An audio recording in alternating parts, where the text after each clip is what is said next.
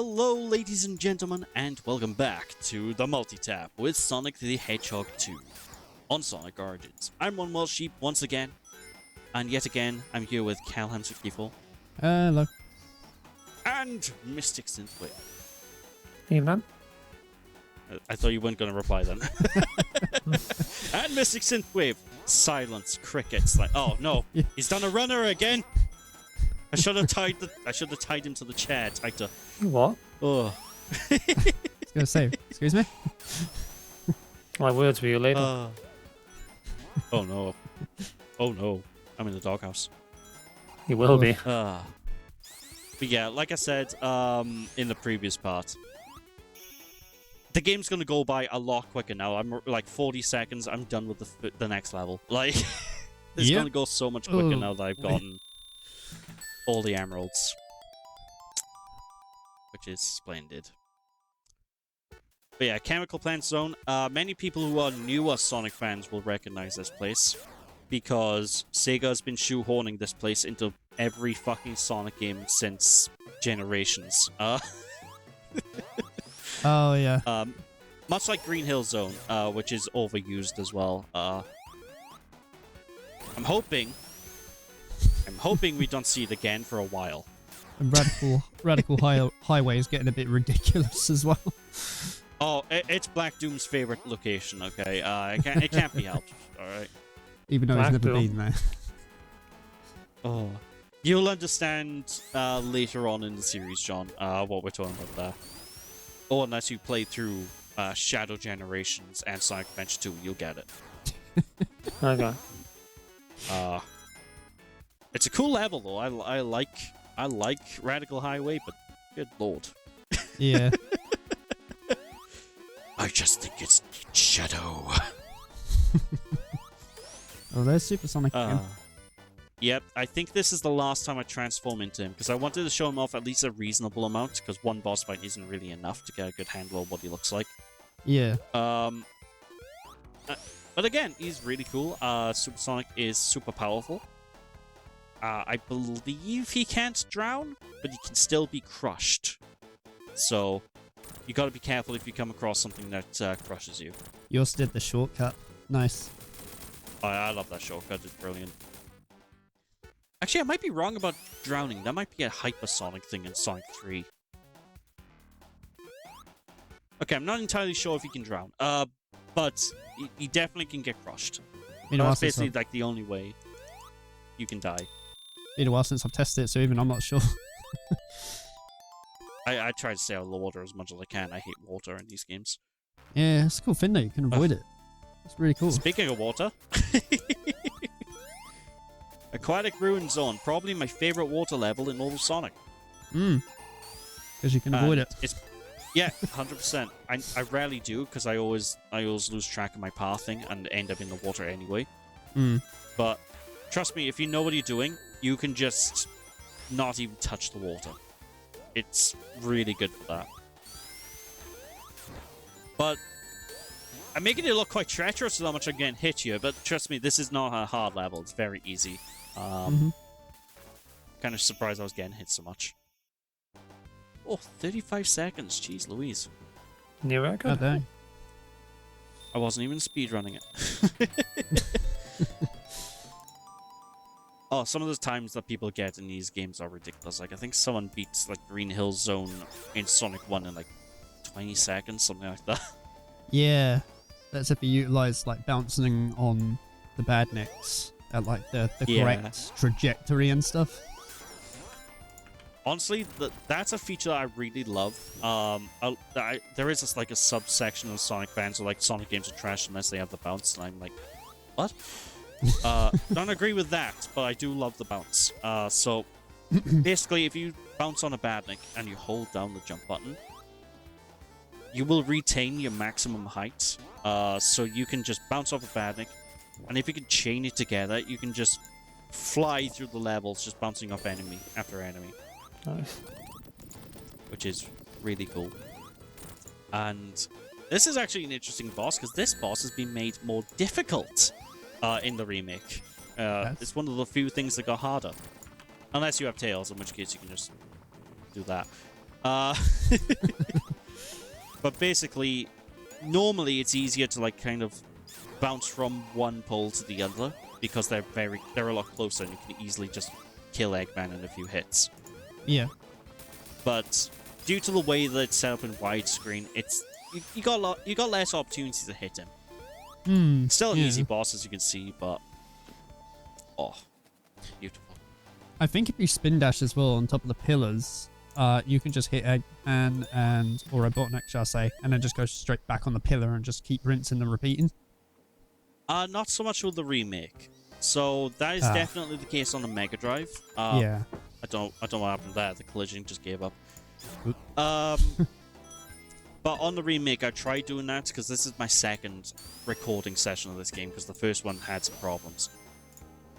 And I tried that. It just didn't work.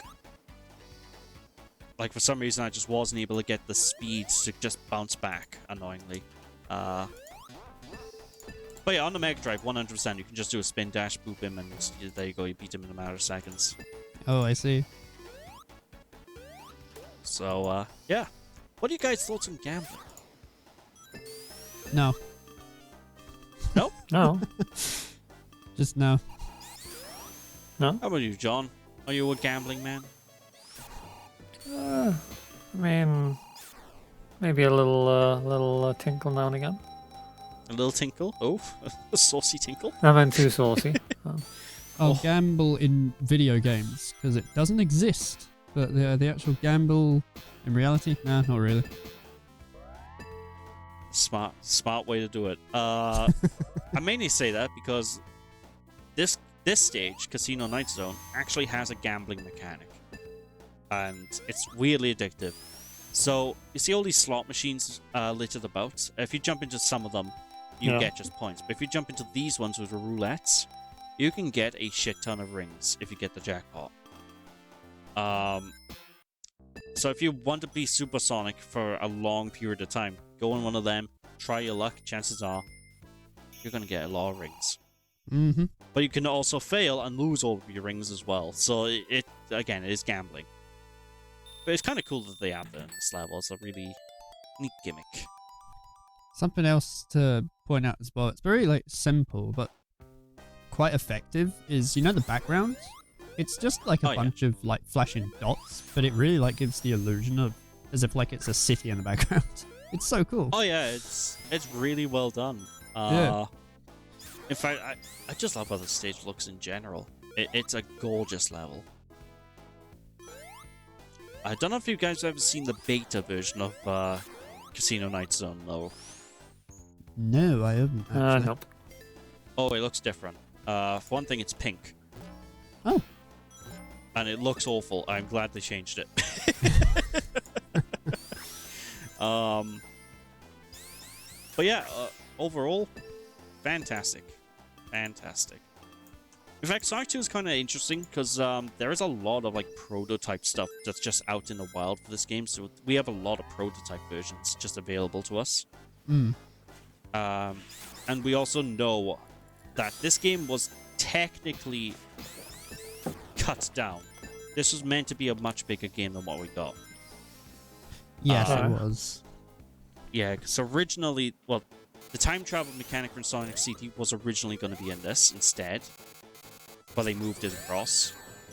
And on top of that, there was one level called Wood Zone that got cut. There is, I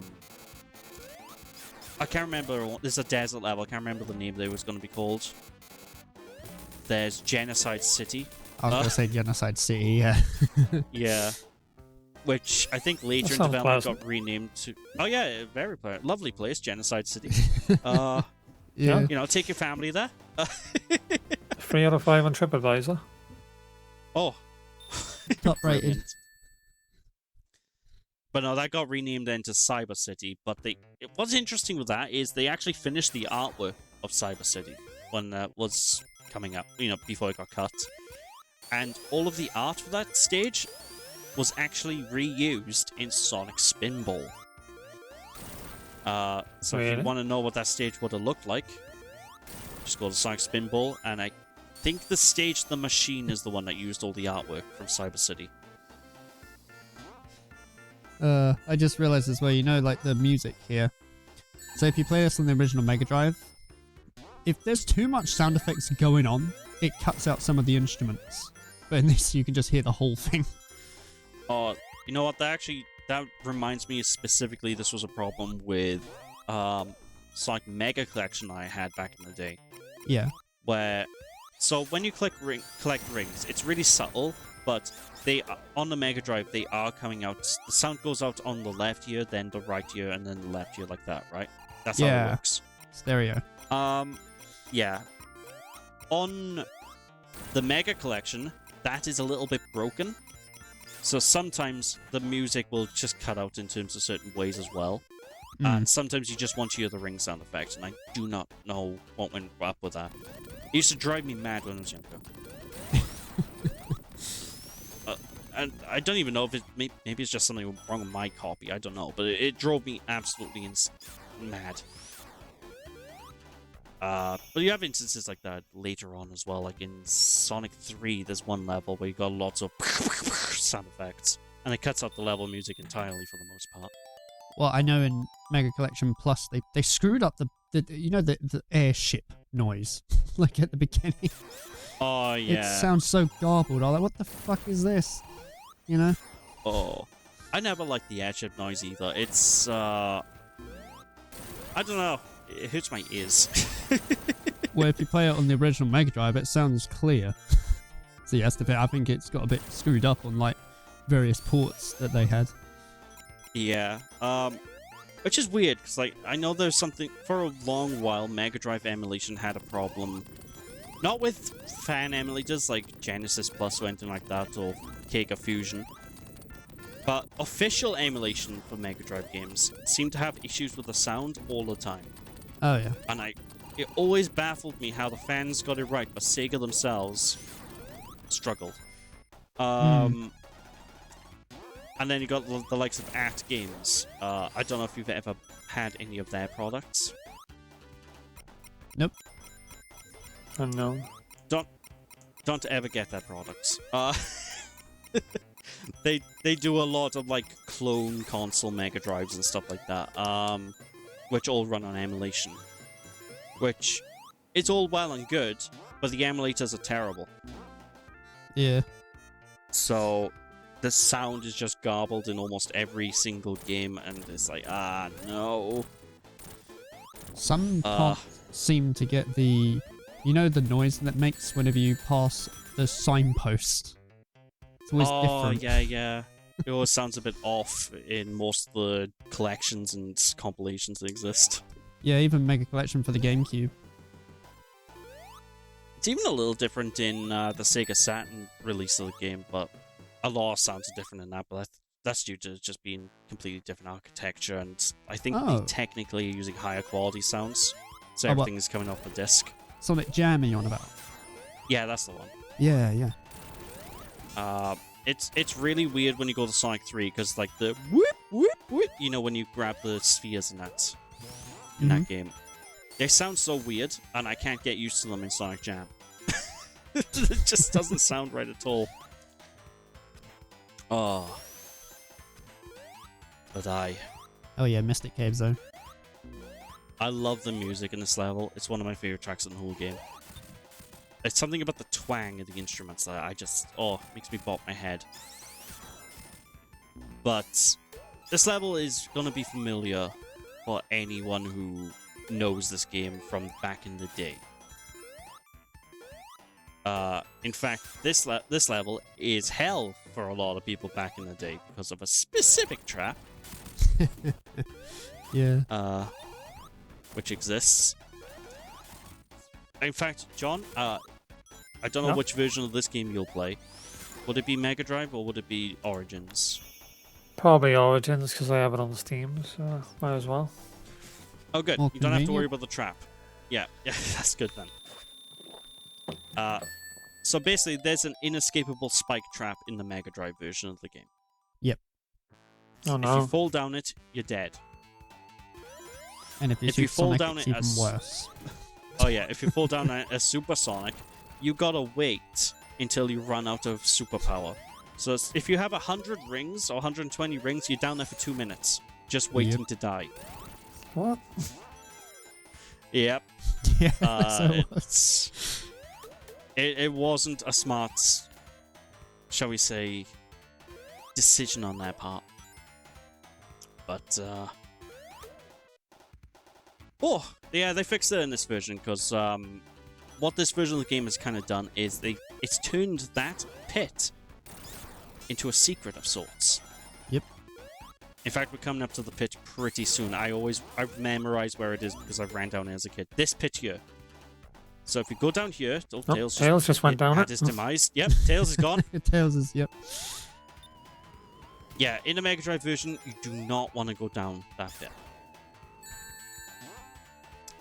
In this version, on the other hand, you might want to go down there. We'll see why a bit later on. But it's kind of nostalgic going through this route anyway. I rarely take this route through the level now. So it's nice just seeing it again. It's weird seeing this, so the actual gameplay is in 60 frames per second, but where I'm watching this, I'm seeing it in 30, and the barrier, all I see is like just Sonic in like a giant blue transparent circle. Because, it can't keep up with the bloody frame rate. Oh, that used to be such a big problem on YouTube in general, back in the day as well, before 60 FPS was introduced. But a good thing is, like, for example, if anyone wants to know what we're talking about, look up a playthrough from someone from, like, 15, 20 years ago, 15 years ago, I would say, on YouTube, right, of this game, or Sonic 3. Mostly this game. And you'll be like, what the fuck's going on with the visuals? Yeah, it's so weird.